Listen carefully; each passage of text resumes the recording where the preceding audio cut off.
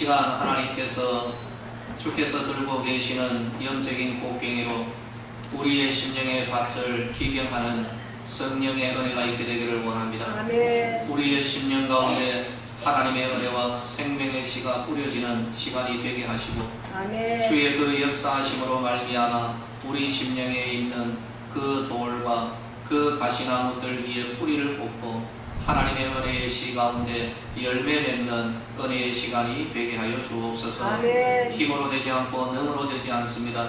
오직 하나님의 역사로 이 일이 일어날 줄로 믿사오니 아멘. 오직 하나님을 바라보며 예수님의 이름으로 기도드리옵나이다.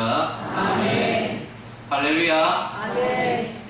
하나님의 크신 은혜가 오늘 이 시간에도 우리 성도들 가운데 오직 하나님만이 하실 수 있는 은혜의 역사로 충만하게 주어지기를 예수님의 이름으로 축복합니다. 아멘. 성경은 참 보배로운 창고와도 같습니다. 은혜의 약속들로 꽉꽉 채워져 있는 보배로운 창고라는 것이죠. 게다가 이 약속을 주신 그 하나님은 참으로 성실하신 분이다라고 말씀드리고 싶습니다.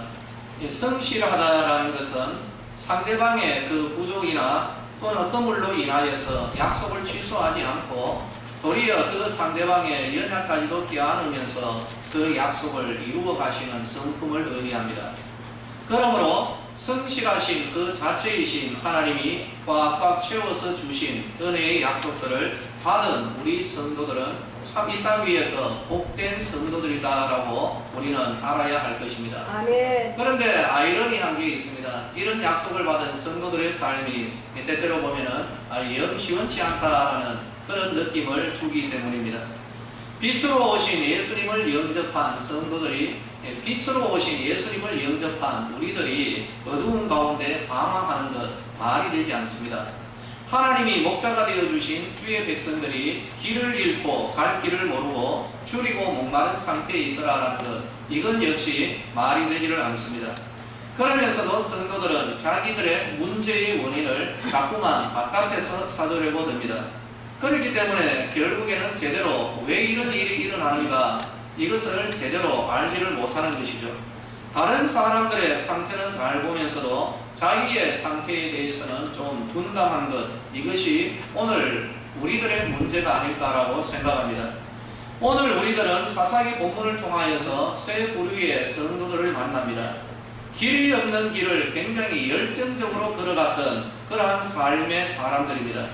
제가 바라는 바는 이들의 삶, 이것을 보면서 반면 교사의 교훈을 얻는 것입니다. 답이 없는 삶을 살아간 그들의 삶 가운데서 우리의 모습은 과연 어떠한가 깨달아지는 은혜가 있기를 원하는 것이죠. 우리도 혹시 빛 가운데 헤매고 있지는 않은가, 목자이신 하나님을 따르면서 길을 잃어버리고 방황하는 것은 아닌가 하는 것입니다. 결국 지금도 풍요의 그 자체이신 하나님을 믿으면서도 줄이고 목마른 신앙의 삶을 살아가고 있지는 않은가. 그렇다면 왜 그런가, 이 이유를 알아야 될 것입니다. 그리고 그렇다면 우리는 과연 어떻게 할 것인가, 여기에까지 이어지는 은혜의 시간이 되기를 원하는 것입니다. 첫 번째 사람은 미가입니다. 사사기 17장에서부터 등장하는데요. 이 미가는 어머니가 가지고 있었던 은 1,100을 훔쳤다라고 합니다. 이걸 한번 찾아보니까 은 12.7kg에 해당하는 그러한 상당히 많은 금액입니다. 상당한 액수입니다. 미가의 어머니가 자기의 은이 사라졌다는 것, 도둑맞았다는 것을 알고 화가 머리끝까지 치밀어 오릅니다. 그리고 저주를 막 퍼부어버립니다. 그리고 이 저주를 미가에게도 말한 것으로 봐서 내심 짐작하고 있었던 것 같습니다. 자기 아들이 훔쳐갔구나라는 것이죠. 이 미가는 이 저주를 듣고서 양심의 가책을 받았는지 어머니에게 솔직하게 말합니다. 내가 가져갔습니다 라고 하며 은을 돌려줍니다. 어머니는 은을 돌려받고서는 아들이 좀 기특했던지 신상을 만들어 주겠다라고 제의를 합니다. 미가는 그 가운데 은 200을 되돌려받고 신상을 2개를 만듭니다. 하나는 색에서 만들고 하나는 구워서 만들었다라고 말합니다. 우상을 만든 것이죠. 그리고 자기 아들 중 하나를 제사장으로 삼고 제사장이 입는 에봇도 만들어 입혔습니다. 이 미가는 에브라임 사람입니다. 결코 제사장이 될 수 없는 그런 지파이죠. 제사장은 레위 지파, 이 레위 지파 가운데서도 아론의 계열만이 제사장의 직분을 수행하도록 하나님께서 원칙을 세워놓으셨습니다. 그러나 미가는 생각합니다. 누구든지 제사장이 입는 옷만 입으면 제사장이 되는 것 아닌가, 그렇게 생각했던 것이죠. 두 번째 사람은 레위 청년입니다. 원래 이 레위 지파에게는 기업이 없습니다. 땅을 주지를 않습니다. 각 지파에 흩어져서 하나님의 일을 감당하고 그 지파가 공급하는 그러한 식물로 살아가는 것이 하나님이 세워놓으신 제도였습니다. 그런데 이 레위인이 자기의 영역이었던 유다 지파에 속했는데 그 유다 지파 가운데 베들레헴을 떠나서 떠돌아다녔다라고 말합니다. 아마 유다 지파가 하나님께서 세워놓으신 그 원리를 잘 지키지 않았던 것 같습니다. 레위인에게 먹을 것을 제대로 공급하지 않았는지 아니면 또 다른 이유에 의해서 이 레위인이 청년이 떠돌아다니고 있는 거죠. 그러다가 에브라임 산지의 미가의 집에 머무르게 되었습니다. 미가는 이 청년이 레위 지파임을 알고서 내심 기뻐합니다. 그리고 제안을 하죠. 우리 집에 신당이 있는데 당신이 우리 집 제사장이 좀 되어주면 좋겠다라고 제안을 합니다. 아마도 미가는 자기 아들 에브라임 지파, 이 자기 아들이 제사장 노릇을 하는 것에 좀 마음이 불편했던 것 같습니다. 왜 그렇습니까? 말씀드린 대로 제사장은 오직 레위 지파 가운데서도 오직 아론의 계열만이 제사장의 직을 수행할 수가 있었기 때문입니다. 이것을 잘 알고 있었겠죠. 그러던 차에 레위 지파의 이 청년을 만난 겁니다. 그리고 미가는 이 청년을 꽉 붙들어버린 거죠. 그래서 제의를 합니다. 매년 은 10개를 주고 의복 한 벌을 줄 것이다. 그리고 숙식을 제공할 테니까 나를 위하여 아버지와 제사장이 되어달라라고 제의를 합니다. 레위 청년은 이 제의를 받아들이고 제사장이 되어버리는 것이죠. 그리고 미가는 자기의 개인적인 제사장, 개인 신당의 신상과 우상과 에봇까지 제사장이 입는 옷까지도 구비합니다. 그런데 이 모든 것은 우리가 이미 알고 있다시피 모두 다 짝퉁이죠. 하나님께서 인정하지도 않을 뿐만 아니라 모두 다 금해 놓으신 그러한 영적인 짝퉁이었습니다. 그러나 이 미가는 기대합니다. 레위인이 내 제사장이 되었으므로 이제 여호와께서는 내게 복 주실 줄 내가 아노라. 이 모든 행동들이 하나님으로부터 복받기 위한 그런 행동이었다라는 그러한 것이죠. 그리고 세 번째 사람은 단 지파 사람들입니다. 삼손이 단 지파 출신이죠. 당시에 단 지파는 소라와 에스다올이라고 하는 그 땅을 분배를 이미 받았습니다. 그래서 이 사사시대는 여호수아 이후로 이 땅을 개척해야 하는 그러한 시대였습니다. 그러나 이들 단 지파는 하나님께서 허락하신 땅을 버려버리고 다른 땅을 찾아서 정탐을 하고 있었습니다. 하나님이 허락하신 그 땅이 마음에 들지 않았기 때문일 것입니다. 그러던 중에 또 이들도 미가의 집에 도착합니다. 그리고 미가의 집에 있던 이 우상을 강탈하고 제사장 노릇을 하던 레위 청년을 이들 단 지파가 또 스카웃을 해버리네요. 제안은 단순합니다. 한 집에 이 몇 사람의 제사장이 될래? 우리 단 지파, 한 지파, 한 족속의 제사장이 될래? 이런 제안이었죠. 선택하라는 겁니다. 레위 청년은 흔쾌히 한 지파의 한 족속의 제사장 되는 길을 그냥 그대로 선택을 해버립니다. 제사장의 자격도 없는 이 청년은 단 지파의 제사장이 되고 이 후손들이 포로가 될 때까지 아주 오랜 세월 동안 이 가문이 제사장이 되어서 단 지파를 다스리게 됩니다. 이것이 바로 본문을 배경으로 해서 등장하는 세 부류의 사람들입니다. 성경은 사사시대 당시 사람들의 이러한 행동에 대하여 평가를 간단하게 내려버립니다. 무엇입니까? 왕이 없으므로 자기 소견에 좋은 대로 행하였더라라는 것. 이것이 그 평가입니다. 그 의미가 무엇일까요?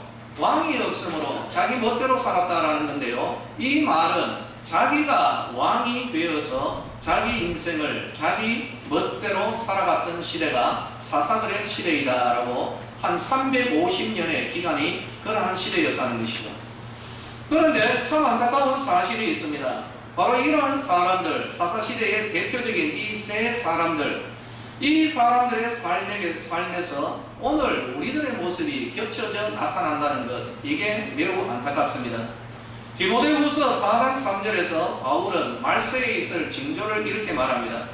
때가 이르니 사람이 바른 교훈을 받지 않고 귀가 가려워서 자기의 사욕을 따를 스승을 많이 두게 되는 그런 때가 올 것이다. 바울이 예고를 하죠. 미가가 자기를 위하여 제사장을 고용했습니다. 이처럼 오늘의 성도들도 자기를 위하여 목사를 고용하는 시대가 지금 현재입니다. 그 이유가 무엇일까요?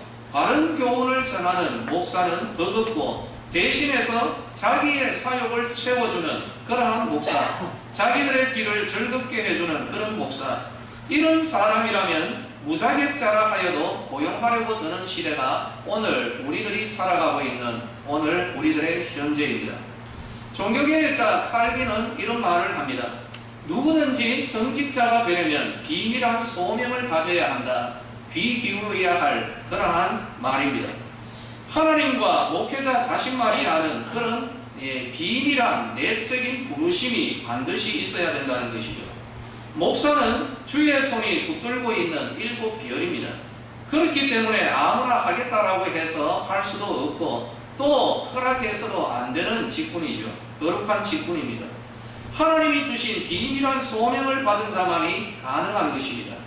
그리고 이 소명도 다른 모든 사람들로부터, 특별히 주께서 세우신 교회로부터 공적인 확인이 되어야 됩니다. 자기 혼자 받았다라고 해서 되는 게 아니고 이 소명이 확인이 되어져야 되는 것이죠. 그 이후로도 많은 과정을 거치며 연단받고 그럼으로써 목회자로 다듬어져 가는 것입니다. 이런 목사들이 돈 좀 더 준다고 해서, 교인 수가 좀 더 많다고 해서, 아니 스스로 주변을 살피면서 빈틈만 생기면 대우가 좀 더 좋은 곳으로 가기 위하여 줄을 서고 있는 모습이 안타깝습니다. 오늘의 우리들의 목사들의 모습입니다. 여기에 성도들은 자기 사욕을 만족시켜주면 최고의 목사로, 그냥 자기만 기쁘게 해주면 최고의 목사다라고 인정하면서 거기에 덩달아 춤을 춰버립니다. 박자를 맞추어 주는 것이죠. 한 집안의 제사장이냐 한 지파의 제사장이냐, 이것을 선택하라 했을 때 뒤로 돌아보지 않고 단 지파를 따라갔던 레위 청년의 모습은 오늘 우리 한국 교회에 참 적지 않은 우리 목사들의 모습입니다. 이것이 오늘의 우리들의 현실입니다. 하나님이 약속하신 땅을 버리고 자기들 기준에 맞는 삶을 찾아서 떠나갔던 한 지파를 봅니다. 누가 이들에게 돌을 던질 수가 있겠습니까? 그러면서 자기들은 하나님의 형통하심을 구합니다. 우리의 길이 형통한지 한번 알아보라고 제사장에게 묻습니다. 그리고 구색을 갖추기 위하여서 이 짝퉁 제사장을 강탈하고, 그리고 하나님이 아니라 우상을 강탈해 가는 이 단지파의 모습을 봅니다. 오로지 평강, 안정, 행복이라고 하면서 그 은밀한 탐욕을 신앙이라는 이름으로 거룩하게 포장하기에 바쁜 적지 않은 성도들을 오늘 우리들 주변에서 많이 볼 수가 있습니다. 이제 우리들이 읽은 두 번째의 본문 빌립보서를 한번 살펴볼 필요가 있습니다. 3장 19절에서 이런 말을 합니다. 그들의 마침은 멸망이요 그들의 신은 배요 그 영광은 그들의 부끄러움에 있고 땅의 일을 생각하는 자라고 그렇게 말합니다. 이런 사람들이 미가가, 단지파가, 레위 청년, 그들이 믿는 신은 성경이 계시하는 하나님이 아니라 자기들의 배라는 것입니다. 물질이라는 것이죠. 자기들의 배가 그들의 신이라는 것입니다. 미가가 신상을 만들고 제사장을 고용한 것은 자기의 배를 위하여서입니다. 레위 청년이 제사장이 되고 단지파를 선택한 것도 자기의 배를 위한 것, 성공과 출세와 명예를 위한 선택이었습니다. 단지파가 제사장과 우상을 강탈한 것도 오직 자기들의 배를 위한 그런 행동이었습니다. 그런데 더 무서운 점은 이것입니다. 이러한 행동은 빌립보서 오늘 본문의 18절 그리스도의 십자가의 원수로 행하는 것임을 우리에게 이야기합니다. 미가는, 레위 청년은, 그리고 단지파는 신앙이라는 이름으로 살아갔지만 실상은 그리스도의 십자가를 허무는 십자가의 원수임을 우리에게 분명하게 말하는 것입니다. 이들은 예수님을 믿는 것이 아니라 자기의 개인적 사욕을 따르고 있는 교회 안에 하나님이 인정하지 않는 그러한 미가와 같은 자들, 레위 청년과도 같은 그러한 사람들이 우리들에게 있는 것입니다. 하나님의 비밀스러운 부르심은 고사하고 이런 것은 아예 생각지도 않고 돈과 출세와 명예를 위하여 오늘은 이곳, 내일은 저곳, 대우가 더 좋은 곳을 찾아서 떠돌아다니는 목사들이 한국교회에 많습니다. 엄청 많습니다. 하나님의 사명과 영광이 아니라 오로지 자아실현, 출세를 위하는 자들입니다. 오직 자기들의 형통한 삶을 위하여서 하나님이 허락하신 약속의 땅까지도 기꺼이 떠나버리는 이러한 사람들을 가리켜서 그리스도의 십자가의 원수다라고 여러분 흐리지 않고 분명히 말합니다. 그 사람들이 누구라고요? 성도들이라는 거죠.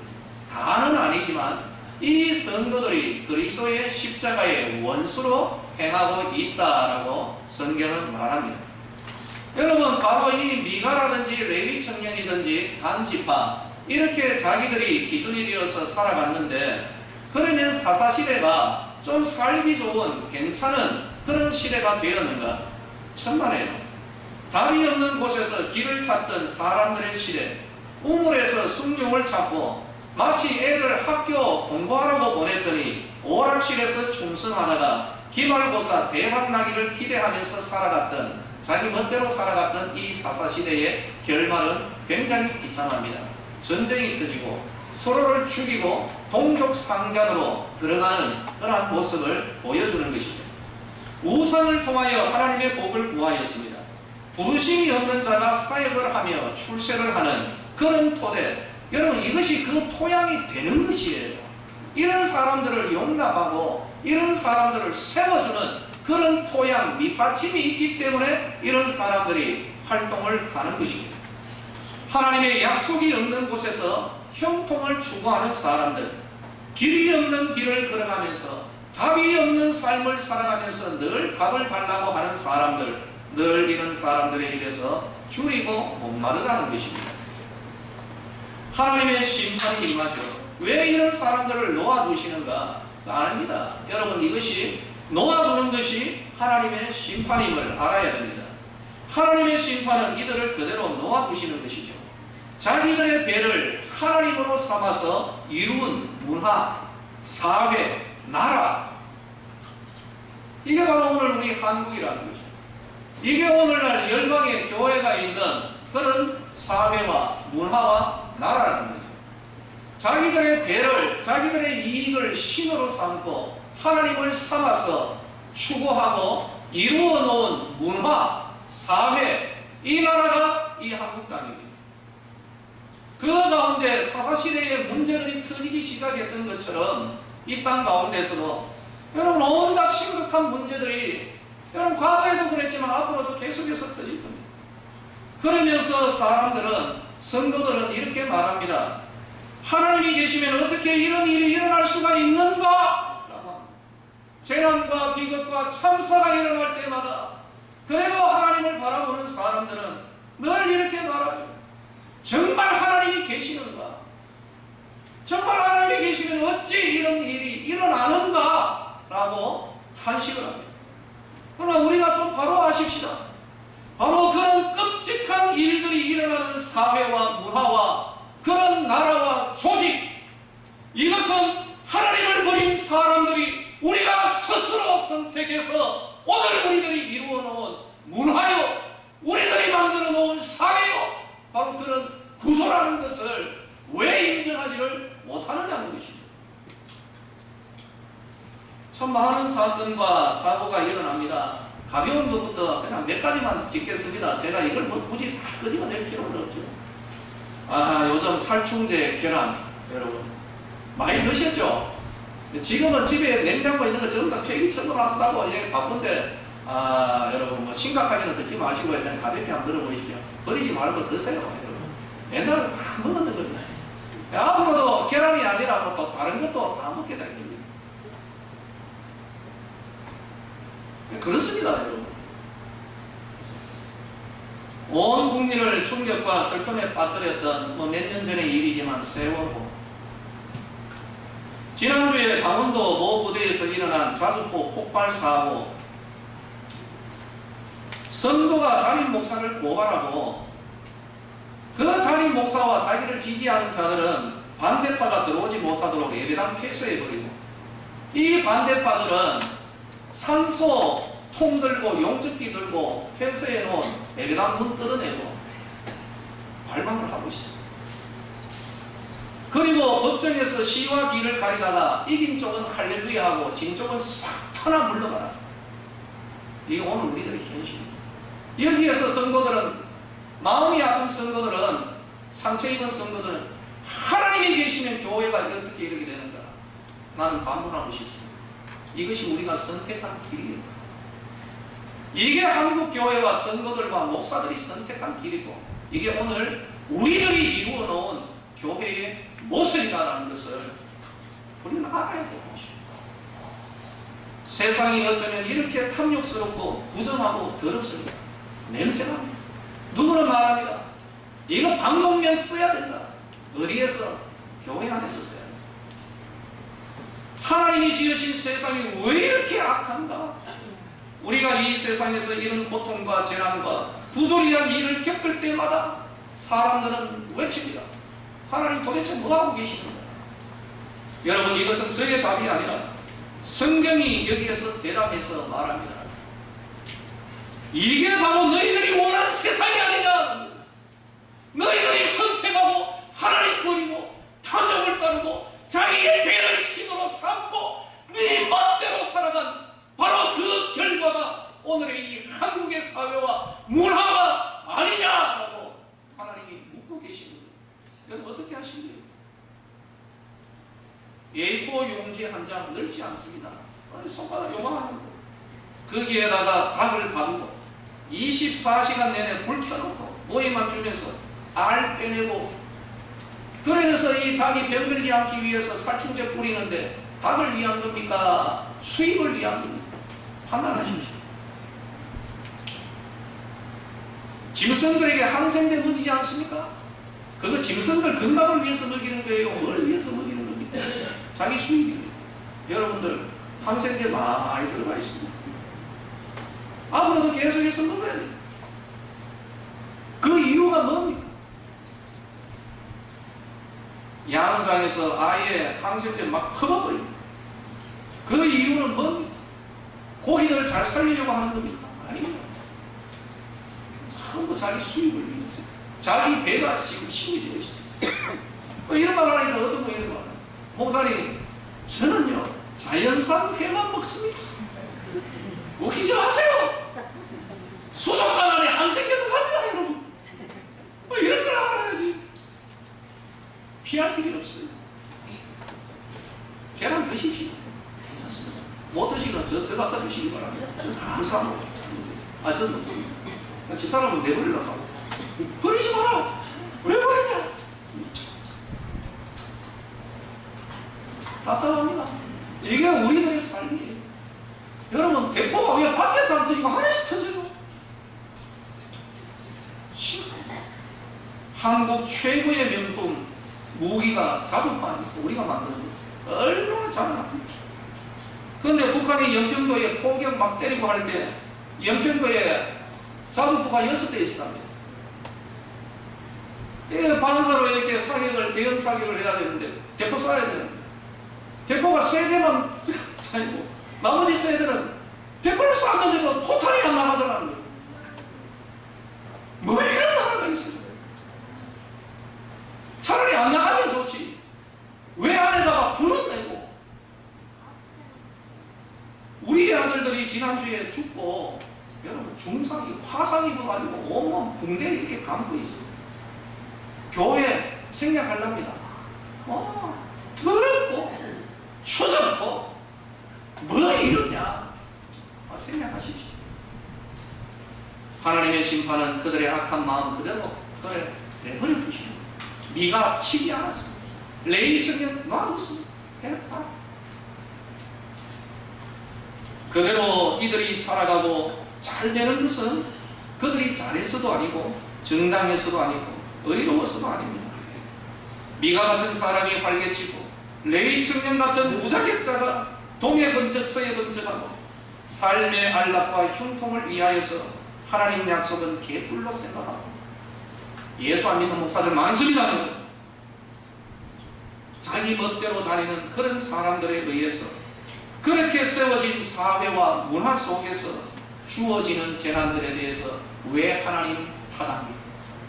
우리들의 선택입니다. 우리가 선택한 거예요. 우리가 만들어 놓은 문화라는 것입니다.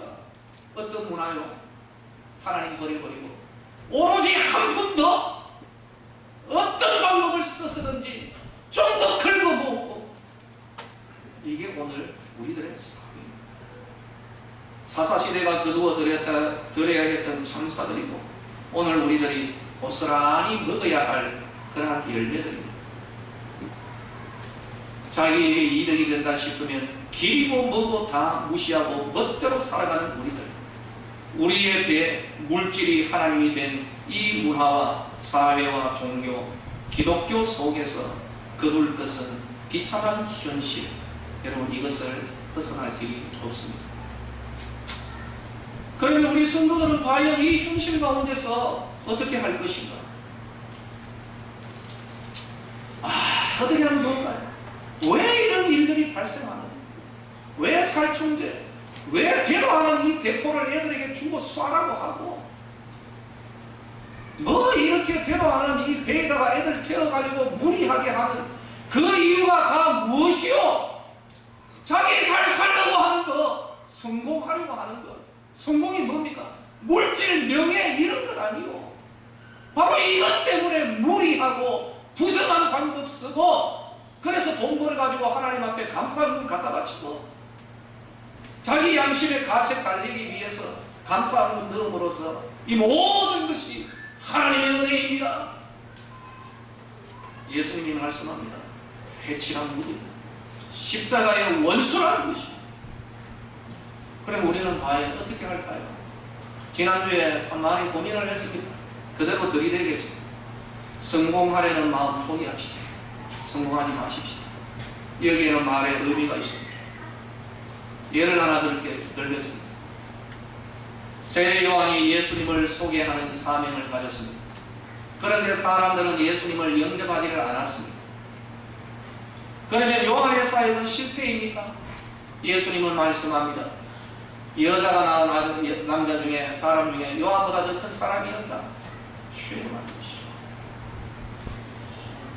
예수님, 세례 요한이 예수님을 소개해도 사람들은 예수님을 십자가에 못 박아 죽여버렸습니다. 요한의 사역이 실패입니까? 아닙니다. 본질을 알아야 돼요. 요한의 사명은 예수님 소개하는 겁니다. 그것의 성공 실패 여부는 요한의 소관이 아니라는 것을 알아야 됩니다. 사람들은 자꾸만 자기의 사명을 성공으로 이끌기 위하여 수고를 한다는 것입니다. 여기에 사람의 수단과 무리한 방법들이 동원되는 겁니다. 우리는 사명을 성실하게 수행하는 것이지, 이 사명을 성공으로 이끌어가는 것은 하나님의 몫이요 예수님의 영역이라는 사실을 우리는 인정해야 됩니다. 요한은 사람들을 많이 모으기 위하여, 그리고 이 사람들이 예수님을 영접하지 않을 때 억지로 영접하도록 애쓰지 않았습니다. 다만 자신의 길을 걸으며 자기의 사역을 성실하게 감당했던 것입니다. 우리 역시 마찬가지가 아니겠습니까? 우리는 성공하기 위한 삶이 아니라 예수님께서 인도하시는 그 길을 우리는 성실하게 오늘도 걸어가는 것, 이것이 우리 성도들의 삶이 되어야 하는 것입니다. 우리가 성공하기 위한 삶으로 초점을 옮겨버리면 그때부터 우리 사람의 요소와 감정과 야망이 들어가게 되는 것입니다. 자기의 야망을 비전이라는 이름으로 포장하면서 사람들은, 성도들은 살아가게 될 것입니다. 거기에 하나님은 없고 오직 드러나는 것은 자아 실현만이 드러나게 될 겁니다. 자기 일을 실현하는 것, 이것을 가리켜서 바벨탑이라고 합니다. 미가의 타락은 예배자로서의 삶이 아니라 하나님이 허락하시는 복, 부유해지고 돈 많이 생기고 평안하고 행복하고 존경받는 삶을 위하여 우상을 만든 겁니다. 제사장을 도용한 것입니다. 레위 청년의 타락은 하나님으로부터 주어지지 않은 사명이지만 그러나 그곳에 돈이 있다, 명예가 있다라고 생각했기 때문에 돈과 명예, 성공에 뒤따르는 부수적인 영광을 무리하게 선택한 것입니다. 십자가의 길이 아니라 자아 실현의 길을 선택했습니다. 단지파의 타락은 하나님의 약속이고 뭐고 자기에게 불리하면 다 집어 던져버리고 오직 이 땅에 형통의 길을 추구한 것입니다. 길이 없습니다. 여기는 우리 사람의 영역이 아니기 때문에 길이 없는 곳에서 자꾸만 다니기 때문에 사달이 나는 것입니다. 사랑하는 성도들이여, 우리는 성공의 길이 아니라 바른 길을 걸어갈 수 있기를 예수님의 이름으로 축원합니다. 아멘. 나를 잘 실현하려는 것이 아니라 내 안에 거하시는 예수 그리스도와 예수의 생명이 나를 통하여 드러나는 생명의 삶을 살아가는 우리 성도들이 되시기를 예수님의 이름으로 축원합니다. 아멘. 우리는 부유해지려는 소망이 아니라 내 주변을 부욕해 하는 이 소망 가지고 하나님 앞에 기도하는 그러한 성도들의 삶을 살아가야 할 것입니다.